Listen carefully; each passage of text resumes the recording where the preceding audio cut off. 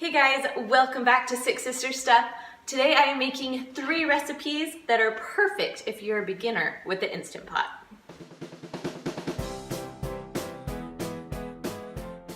I'm Kristen, I am sister number 2 from Six Sister Stuff, and I might be a little obsessed with my Instant Pot. I absolutely love it. I have another post. That was my 9 don'ts for my Instant Pot. So if you are new to Instant Pot, make sure you check that out and then come back here because today I am sharing 3 easy recipes that you can make with your Instant Pot that you really just throw in, you set it, and you're done.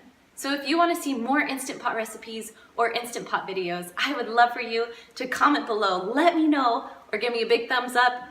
The way I do my food videos are a little bit different. That you're going to see my hands working and I'm going to explain it step by step. That way you'll be able to see every step, every process so you don't miss a thing. So if you're ready, let's go make these 3 easy Instant Pot recipes, especially perfect if you're just beginning. The first recipe I'm going to make is called sweet and tangy meatballs. So make sure your Instant Pot is plugged in, then you're going to add anywhere between 30 ounce and 64 ounce of your favorite meatballs. I got these ones at my local Kroger.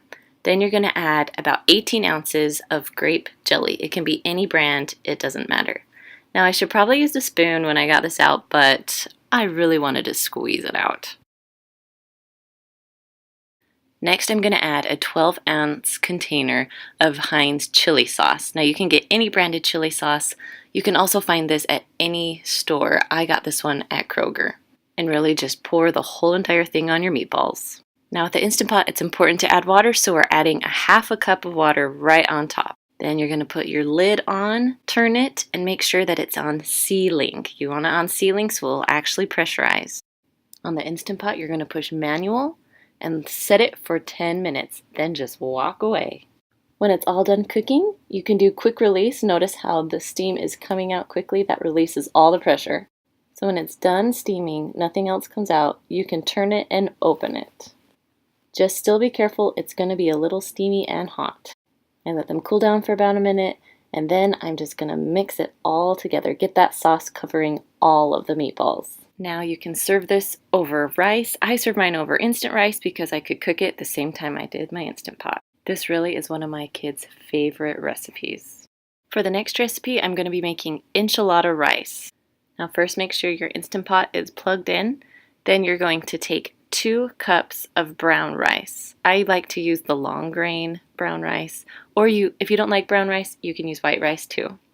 Next you're going to add 2 1/4 cups of water. Next, add 1 can of black beans. Make sure you rinse them and you drain them. Then add 1 15-ounce can of your favorite enchilada sauce. I liked red that's mild. Sprinkle a little salt on for taste. Then I added 1 teaspoon of cumin here. Now you're all done. Put your lid on, turn it, make sure you hear that little noise, and make sure it's on sealing so it'll actually cook. Now I'm going to push the rice button. Usually you can cook rice for 7 minutes. I'm going to bump mine up to 10 minutes because they're going to be inside of a tortilla, so I want them a little bit more mushy and soft.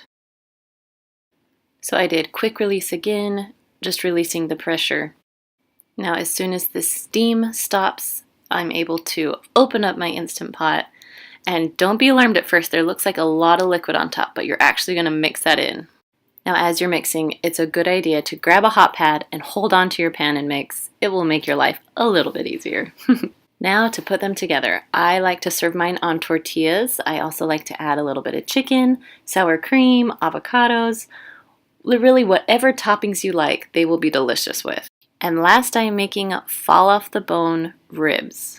Now don't be intimidated by these, they really are so easy. So first I'm going to add a lot of salt on top of my ribs and then a little bit of pepper. Next you're going to grab some apple juice and pour about 1 cup to 1.5 cups into your pot. Now this is your liquid so you'll be able to get the pressure. Now my Instant Pot is a 6 quart and the ribs I'm using are beef ribs, so they're actually a lot bigger. But if you're using pork ribs, you can put them in your Instant Pot just like this in any size of Instant Pot. But because my ribs are so big, they don't fit that way, so I'm going to show you how I put them in. So first you're just going to cut them right down the middle. Try not to cut the bone and try and make the meat as even on both sides if you can. As soon as you're done cutting them, you're going to put them inside the Instant Pot, one on top of the other.